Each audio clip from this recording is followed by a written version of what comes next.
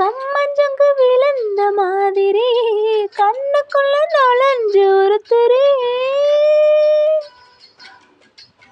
கொடியை விட்டு காணச்ச மல்லிகை ஒரு மொழி சிரிச்சு பேசடி வாய மேல வாய வச்சு வார்த்தைகளை உறிஞ்சு புட்ட விரல் பட்டு அழுத்தின காலத்துல கொளுத்தின வெப்ப இன்னும் போகல அடிவம் போல சிவப்பு இல்லை கணக்கால் கூட கருப்பு இல்லை